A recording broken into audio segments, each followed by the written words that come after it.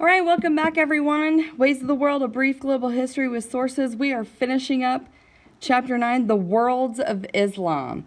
And today we are going to start with networks of faith. All right, this is the world of Islam as a new civilization. Islamic civilization was held together by Islamic practices and beliefs. The beliefs practices were transmitted by the ulama, who served as judges, interpreters, and the like. Starting in the 11th century, formal colleges, madrasas, taught religion, law, and sometimes secular subjects.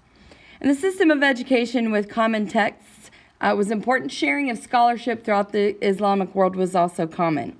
Now, Sufism, the branches of Sufism gathered around particular teachers, sheikhs, I'm pretty sure I mispronounced that, by the 10th century. There's also the development of great Sufi orders by the 12th and 13th centuries.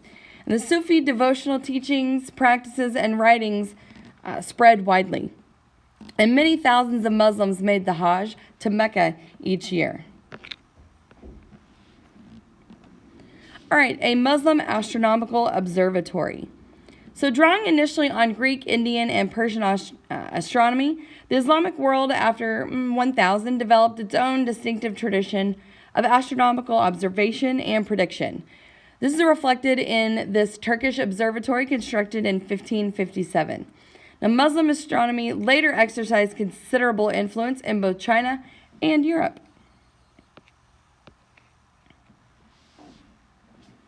All right, I wanted you to take a look at this snapshot of the key achievements in Islamic science and scholarship.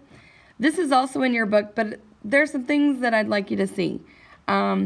You have a list of the individuals and their dates on the left-hand side and their achievements on the corresponding right-hand column. So let's give this a little bit of context. Think about the achievements here of those listed at the left, and they occurred prior to the invention of the printing press and the scientific revolution. So explain why most students are familiar with Galileo Galilei and Isaac Newton, but may not be familiar with the scientists listed here. That's a very interesting thought.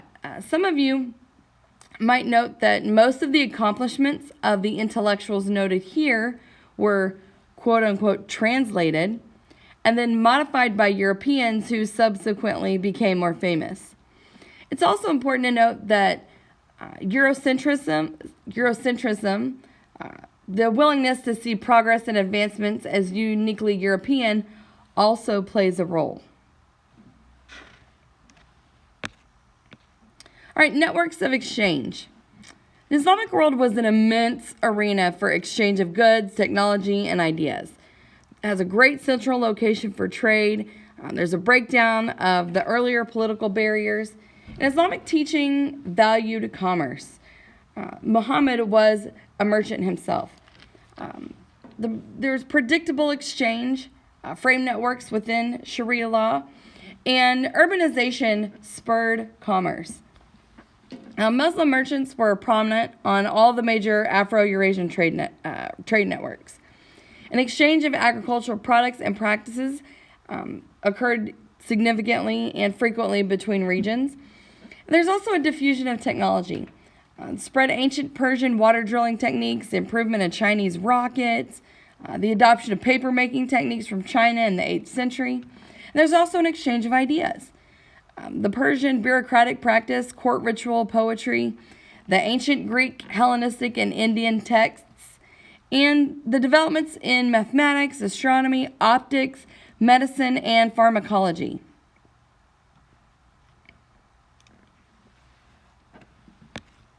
Oh, whoops, sorry. Okay, Muhammad and the angel Gabriel. Now, the three images that follow portray major events in the life of Muhammad. And I'm going to go through each of those. They're etched into the memory of Muslims everywhere, for they mark the beginnings of what became Islam. Now, representing these events artistically, and especially the figure of Muhammad, has long been controversial within Islamic societies.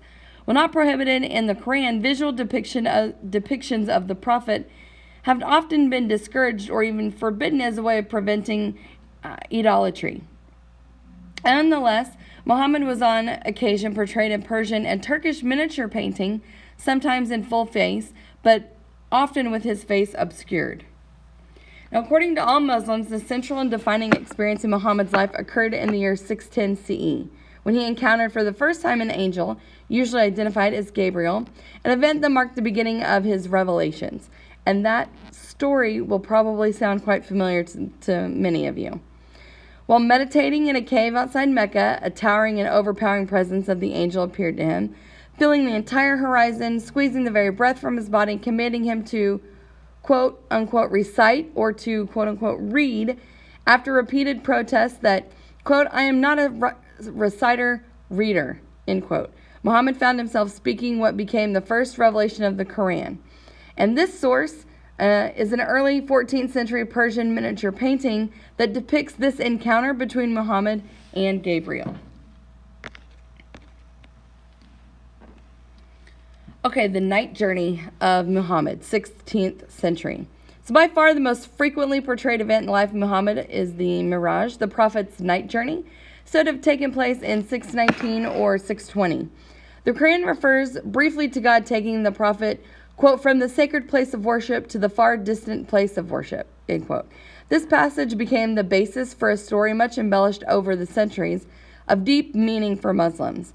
In this religious narrative, Muhammad was led one night by the angel Gabriel from Mecca to Jerusalem. For the journey, he was given a buraq, a mythical winged creature with the body of a mule or donkey and the face of a woman. Upon arriving in Jerusalem, Muhammad led prayers for an assembly of earlier prophets, including Abraham, Moses, and Jesus. And there is an image of that in your textbook. Then, accompanied by many angels, Muhammad made his way through 7 heavens, coming almost into the presence of God, where, according to the Quran, he saw some of the greatest signs of his Lord, end quote. Now, some believers have interpreted this literally as a miraculous event, while others have considered it a dream or vision. And this source dates from the early 16th century and is one of the many representations of the night journey that emerged within Persian miniature paintings. All right, the cleansing of the Kaaba.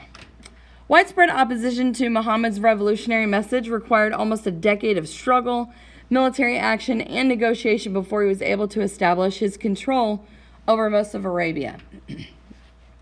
But finally, in 630, Muhammad and some 10,000 soldiers triumphantly entered Mecca almost completely without violence, and in a posture of reconciliation rather than revenge. In sharp contrast to traditional Arab practice, Muhammad issued a general amnesty for those who had opposed him. Then he turned his attention to the religious rationale of his entire movement. Riding his favorite camel, Muhammad circled the Kaaba 7 times, shouting, Allahu Akbar, end quote, God is greater, thus declaring the triumph of the believers' movement. And refusing to enter the Kaaba until it had been purified from its idolatry, Muhammad ordered its 360 idols and paintings removed. He then smashed each one, reciting a Quranic verse, quote, the truth has come and falsehood has vanished away, end quote. Muslim sources record that the Prophet invited his cousin and his son-in-law Ali, the first male convert to the new faith, to stand on his shoulders and to strike down the highest idols. Thus, the Kaaba was cleansed and, in Muslim thinking, restored to its original purpose as a focal point for the worship of Allah alone. Now, this is a 15th century Persian image. It portrays this dramatic event showing Muhammad with Ali on his shoulders, both enveloped in holy fire, smashing the offensive idols while their followers look on. And that concludes our study of the worlds of Islam and a new civilization. I will see you guys next time.